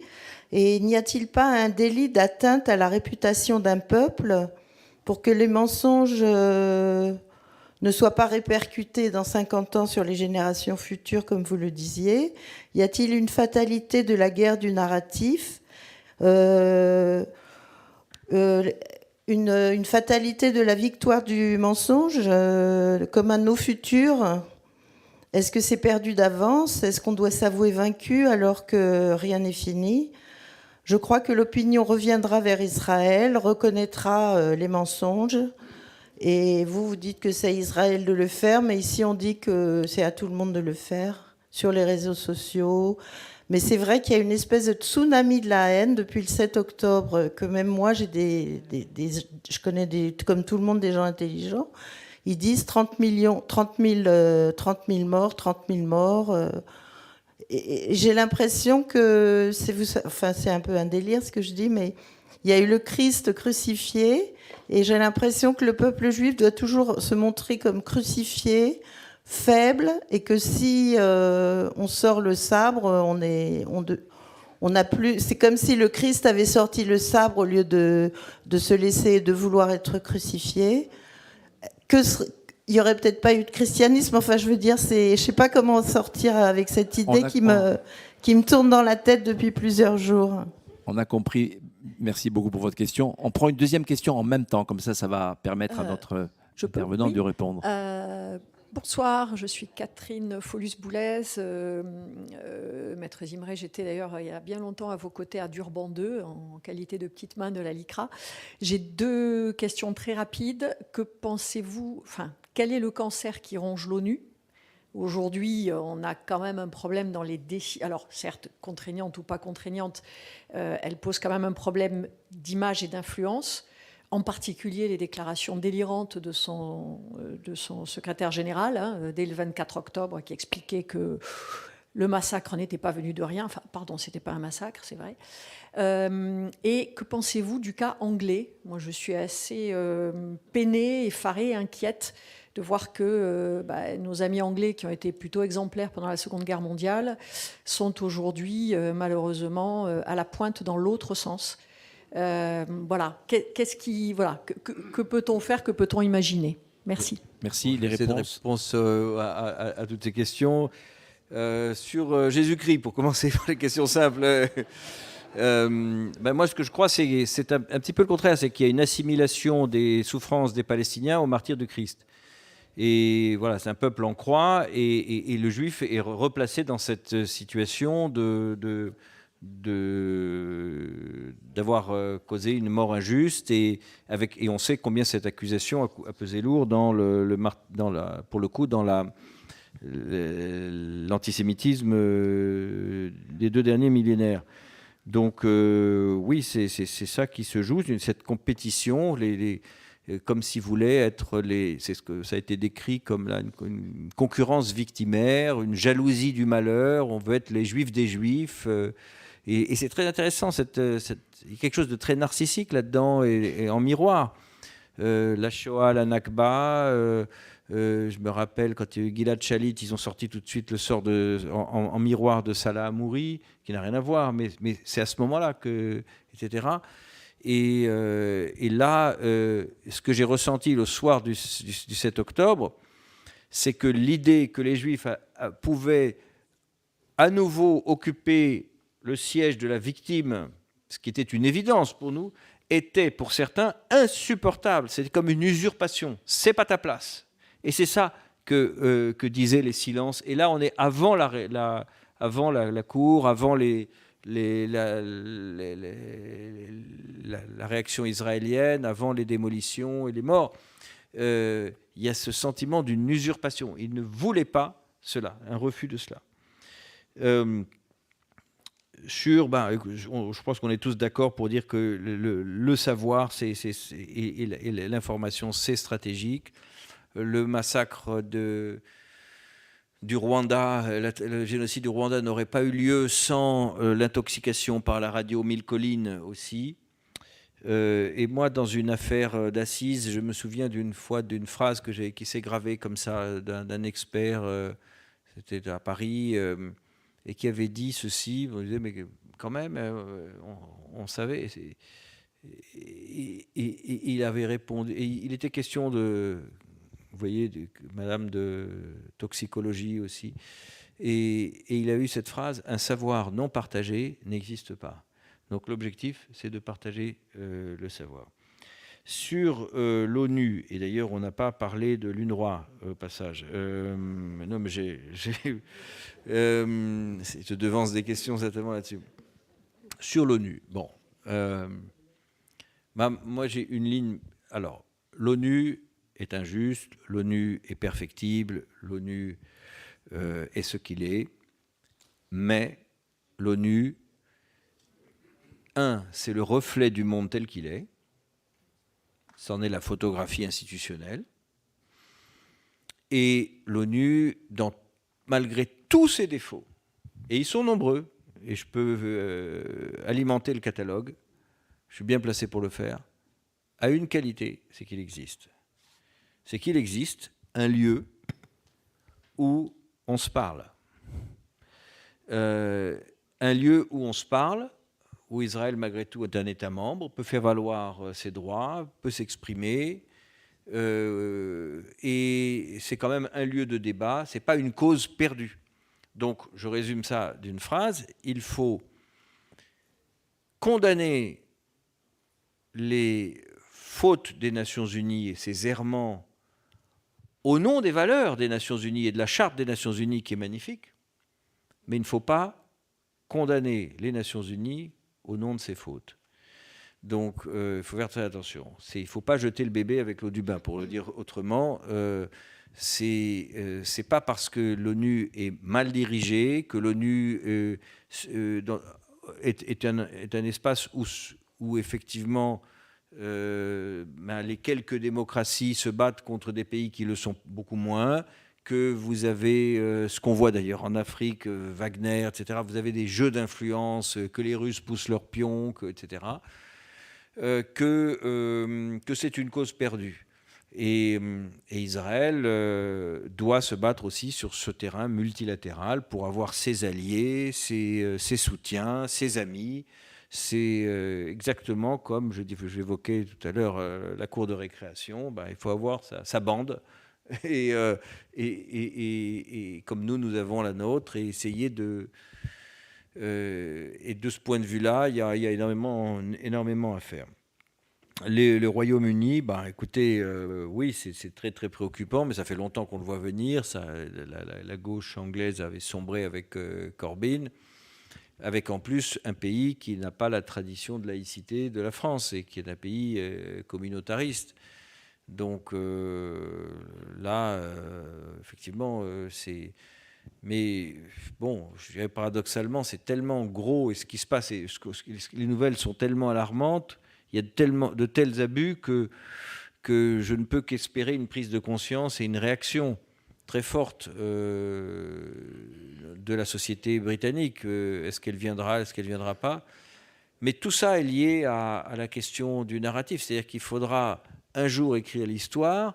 L'histoire, c'est qu'Israël a été agressé, que cette agression elle a commencé dès le premier jour du projet de retour juif ou de pérennisation, d'institutionnalisation de la présence juive en Palestine, que ça a été refusé et constamment refusé, et que non seulement Israël a été sauvagement agressé après l'avoir été, après les pogroms d'avant-guerre, après la guerre de 48, après 56, après 67, après 73, après les intifadas, elle a été en 2023, et qu'ensuite Israël a été victime d'une fausse accusation de crime qu'il n'a pas commis par des gens qui avaient des visées génocidaires. C'est ça l'histoire qu'il faudra raconter, et on n'est pas au bout. On va vous passer le micro. Pierre Dassas d'abord. Merci. Je suis d'accord sur tout ce qui a été dit dans les commentaires, évidemment, parce qu'il y a beaucoup de science, beaucoup d'intelligence, beaucoup de culture, donc tout ça est vrai. Moi, je suis préoccupé, en fait. Ça n'est pas c'est pas une observation très facile, mais je suis préoccupé de l'évolution du monde. Je ne suis pas étonné que les Israéliens aient du mal à envoyer des ambassadeurs en France, aient du mal à prendre en considération l'Europe. Tu disais tout à l'heure que la gauche anglaise a sombré avec Corbyn. Je pense qu'elle a aussi sombré en France avec Mélenchon depuis quelques années, et qu'elle sombre ailleurs. On observe en fait dans le monde occidental, et on peut considérer, en tout cas moi c'est mon opinion, que la guerre en ce moment est une guerre dont Israël est la ligne de front d'une guerre en réalité contre l'Occident. C'est pas simplement une guerre entre les Israéliens et le Hamas, et sûrement pas simplement une guerre entre Israël et les musulmans. Il y a une vraie guerre de civilisation. L'état du monde montre que dans les démocraties occidentales, États-Unis, Europe en particulier, il y a eu une évolution assez spectaculaire de la gauche traditionnelle, qui historiquement était pro-israélienne, était pro-juive, à l'époque où effectivement le souvenir de la Shoah faisait qu'on avait de la commisération, on avait de la compassion pour la mémoire de ce qui s'était passé. Il semble qu'aujourd'hui, autant le juif en pyjama rayé était un héros, autant le juif pilote d'avion de chasse ne l'est plus. Israël n'est plus une victime, c'est un pays, c'est un État, il a une armée, il se défend. Les évolutions des lois sont en train de se faire dans la plupart des pays occidentaux. Je pense que le vote il y a 2 jours au Conseil de sécurité où les démocrates américains votent une résolution contre Israël, et c'est la 2e fois après celle d'Obama, la veille de son départ, même si ça n'est pas une binding resolution, comme ça a été expliqué, elle ouvre la porte à des résolutions qui deviennent cette fois-ci plus contraignantes.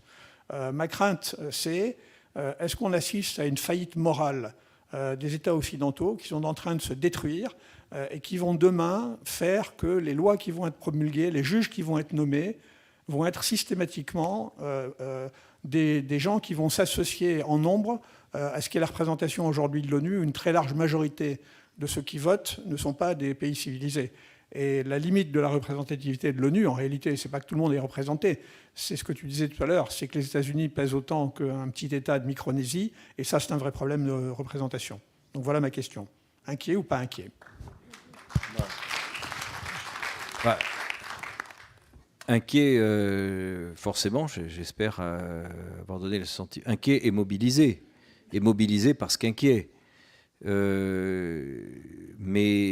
Inquiet, mais pas défaitiste. C'est-à-dire que je ne pense pas que ce soit une cause perdue, et je pense qu'on n'a pas le droit de penser que c'est une cause perdue. Mais oui, bien sûr, je partage cette inquiétude, et c'est parce que je partage cette inquiétude que je dis qu'il faut mener cette bataille du narratif de l'histoire, et qu'on ne le fait pas simplement pour notre confort actuel, on le fait pour la sécurité de nos enfants, de nos petits-enfants et de nos arrière-petits-enfants.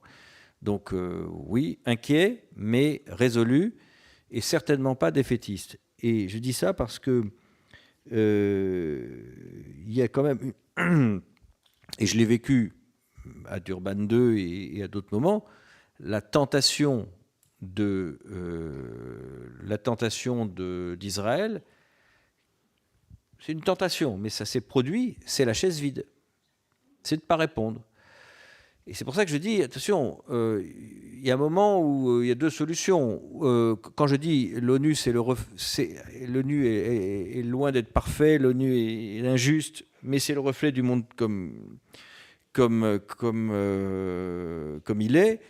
Donc il y a 2 alternatives. Soit on fait un partenariat avec Elon Musk et puis on va faire l'État juif sur une autre planète. Bon, non. Soit on le fait ici. Enfin, je veux dire, soit on se bat on prend le monde tel qu'il est et on mène cette bataille de la conviction, cette bataille de l'information, et on ne considère pas que c'est perdu d'avance. Et on ne fait pas ce que j'ai vu à Durban 2 et à d'autres moments, la chaise vide. Et je suis témoin de l'injustice de l'ONU face à Israël, mais je pense que la chaise vide n'est pas la bonne attitude. Sur l'évolution de la gauche, je pensais ne pas avoir à dire que vous prêchez un convaincu, parce que tout simplement, des gens qui ont payé le prix politique pour avoir tenté de rétablir la vérité, non pas mener un combat d'un pour un contre l'autre, qui n'était pas un combat de hooligan. Pour moi, je ne suis pas un ami d'Israël au sens d'un supporter d'une équipe de foot. Mais j'ai essayé d'avoir une ligne juste. Les gens qui ont payé le prix politique que j'ai payé, je n'en connais pas d'autres. Il y a peut-être d'autres. Je n'en connais pas d'autres. Et je crois qu'il n'y en a pas eu d'autres. Donc je suis bien placé pour savoir comment la gauche, ou une partie de la gauche, a viré. Pas toute la gauche. Vous aviez invité Manuel Valls l'autre jour, qui, je pense, appartient à une autre gauche. Bernard Cazeneuve aussi. Donc pas toute la gauche. Vous les appelez des hommes de droite, mais il ne faut pas leur dire, ça leur ferait beaucoup de peine. Mais non, je pense que c'est pas toute la gauche, mais il y a clairement une partie de la gauche, et je suis bien placé pour le savoir. Et heureusement, pour moi, Mélenchon n'est pas... Mais sur l'Europe, moi je me souviens de l'époque, vous dites l'Europe est contre... Je veux nuancer ça, attention. Je me souviens de l'époque, au moment de la seconde intifada, ça fait un peu ancien combattant de revenir toujours à ça, c'était il y a juste 20 ans, et certains s'en souviennent, où on était seul, et on n'était pas nombreux comme ça, on était 4 au Parlement européen, et seul, et j'avais en face de moi la Commission européenne, j'avais Chris Patten, je ne sais pas si vous vous rappelez, qui disait « j'ai besoin de la commission d'enquête des Imré comme d'une balle dans la tête », et j'ai pu être saqué sans que personne ne proteste. Aujourd'hui, au lendemain du 7 octobre, vous avez Ursula von der Leyen qui va en Israël. Elnet, très bien. Elnet, Medbridge, etc. Donc, tout ça, voilà. Donc, ce n'est pas une cause perdue. Vous le voyez bien. Il faut continuer. Alors, je sens que cette salle a un potentiel de débat jusqu'à peu près 1h du matin. Mais je pense qu'on va garder un peu d'énergie pour plus tard. Dernière salve de questions. Mais vraiment, il y a 18 mains qui se lèvent, on n'y arrivera pas.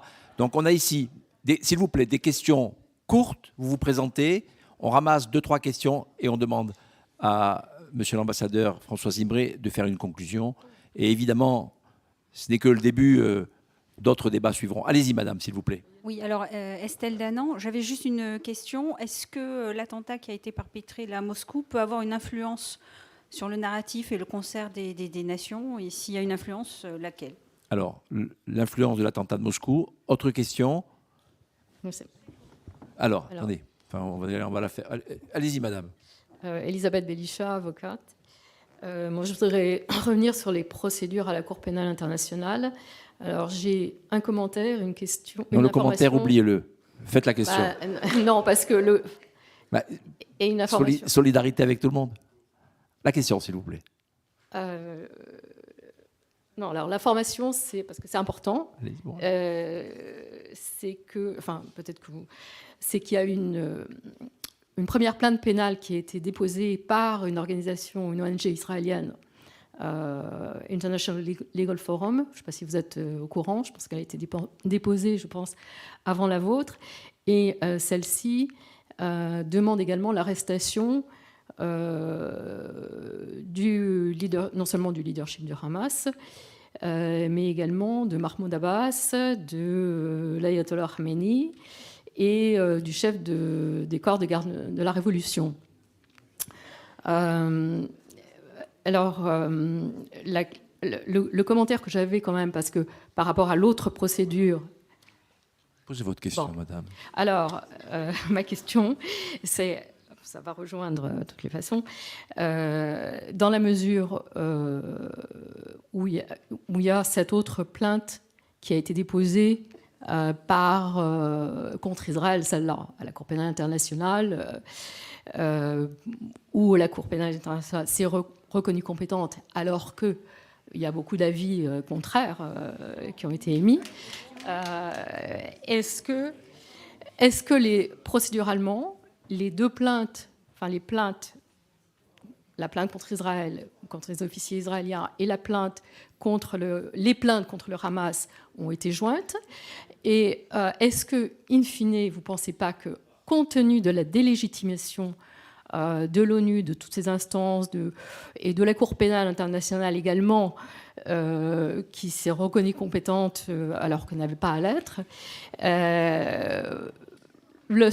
les crimes de Hamas doivent être jugés par Israël. Voilà. Merci, madame. Alors, ne partez pas, s'il vous plaît. Comme ça, on fait un final tous ensemble. Oui. Posez votre question, une question simple. C'est très rapide. Isabelle Doublenem, vous avez raison de souligner sur le narratif qu'Israël est peut-être en retrait ou pas assez, mais on a quand même des partis politiques qui se sont totalement appropriés les 3D, donc c'est présent. Et tout petit point, vous avez souligné les grosses manifestations à Londres qui sont évidemment impressionnantes. Moi, ce qui m'a fait le plus peur, c'est les manifestations en Australie. Qu'est-ce que l'Australie a à voir avec Gaza? Merci. Australie-Gaza.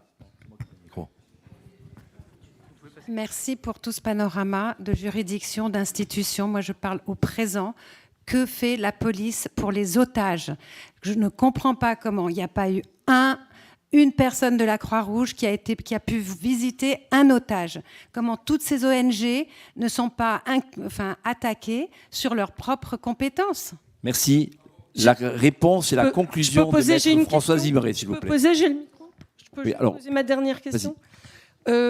Indignation sélective de par le monde. On a actuellement dans la pièce ici, on n'a pas de jeunes. Ils ne regardent pas les débats, ils ne regardent pas la télé. Ils sont là. Non, ils sont on là. a très peu de jeunes. Ils sont là. Ils ne regardent pas la télé, ils ne regardent pas les débats, ils synthétisent tout par les algorithmes et par 1 minute 30 sur TikTok. Comment on fait pour que cette génération qui, dans 5 ans, dans 10 ans, sera au gouvernement et seront dans les instances pour modifier le narratif et qu'il y ait une modification notable. Bien, merci beaucoup. Je vous cache pas que j'adore cette ambiance, mais on va laisser Maître Françoise Imré répondre et conclure, et ça nous donnera l'occasion d'avoir envie de nous retrouver plus nombreux pour d'autres débats qui ne manqueront pas d'arriver très vite. Cher François. Bon, sur TikTok, le problème, c'est que on vit dans une époque où les faits ne comptent plus et où le réel, où les gens sont fascinés par les écrans et par le virtuel. Le virtuel, c'est vraiment devenu à la fois une technologie, mais c'est aussi une valeur. Et là, on souffre effectivement de quelque chose de déréalisé, c'est-à-dire un décalage entre la réalité, mais dans beaucoup de domaines d'ailleurs, pas simplement, ça c'est un cas d'application parmi d'autres, et ça rend beaucoup plus difficile la question de la communication et de l'information, de la notion même d'information qui doit être revisitée. Les otages, je prends dans l'ordre inverse, les otages, honnêtement, autant je suis très sévère sur le rôle de l'UNRWA, autant je n'ai pas d'éléments, mais j'ai pas d'éléments, ça ne veut pas dire qu'il n'y en a pas. Moi, j'en ai pas. Me montrant que la Croix-Rouge n'a pas essayé d'entrer en contact. Je crois simplement qu'ils ne sont pas parvenus, que les otages sont à 70 mètres sous le sol. Que je ne suis même pas sûr je veux dire, je ne suis même pas sûr. Non, mais je ne suis même pas sûr, je ne sais rien. Voilà, je précise. Je ne suis même pas sûr. Il faut avancer aussi avec. On ne peut pas avoir la culture du fait et ne pas avoir la culture du doute aussi. Donc moi, voilà, je n'ai pas la preuve. Je n'ai pas la preuve que la Croix-Rouge n'ait pas fait son travail. Je n'ai pas la preuve contraire non plus. Mais et les otages, je ne suis pas sûr qu'il y ait une connaissance centralisée de où ils sont. Je ne sais pas. Je ne sais pas, mais je n'ai pas d'éléments me montrant qu'ils n'ont pas voulu faire ce travail. L'UNRWA, c'est encore autre chose. Là, il y a un vrai sujet UNRWA à plusieurs niveaux. Bien sûr, les personnels de l'UNRWA qui sont directement impliqués dans la perpétration de ces crimes et qui devraient valoir le silence du secrétaire général des Nations Unies et la démission du directeur de l'UNRWA. C'est une honte qu'il soit encore en fonction. Je veux dire, qu'il soit 12, qu'il soit 144 ou qu'il soit 50, peu importe. Je veux dire, à partir du moment où vous avez des membres de votre personnel qui ont été trouvés comme participant activement à ces massacres, la décence, c'était de démissionner, premièrement. Deuxièmement, l'imbrication, on a découvert, moi j'ai toujours su qu'il y avait des tunnels, mais je ne savais pas à ce point-là, et je n'avais pas la preuve que ces tunnels aboutissaient dans les écoles et les infrastructures de l'UNRWA. Et quand on sait ce que ça représente, imaginez qu'il y a un tunnel là, qui sorte ici, les gens qui exploitent cette salle ne peuvent pas prétendre l'ignorer. C'est des gens qui rentrent et qui sortent tous les jours, qui l'utilisent, puis il a fallu le construire. Donc, au mieux, c'est un problème de reporting, c'est-à-dire de remontée de l'information et de gouvernance. Et au pire, c'est un problème de complicité. Donc là, il y a pour moi un sujet de complicité de terrorisme. Troisièmement, il y a une éducation qui, au lieu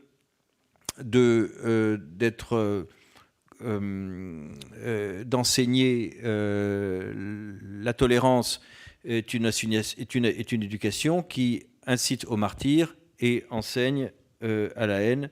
Donc pour ces trois raisons, il y a un énorme sujet UNRWA et j'imagine qu'on est au début, là encore, de quelque chose de... Il y aura une masterclass sur l'UNRWA spécifique. Ça, c'est très important et je pense, mais ça méritera d'autres développements, que la question du financement de l'UNRWA n'est pas simplement une question d'opportunité, est-ce que c'est bien, est-ce que c'est utile, est-ce que c'est pas utile, c'est aussi une question de légalité, c'est-à-dire que je pense qu'on n'a pas le droit, que la réglementation contre le financement du terrorisme telle qu'elle existe aujourd'hui, ce qu'on appelle la compliance, voilà, dès qu'il y a un risque de compromission du terrorisme, vous n'avez pas le droit de financer.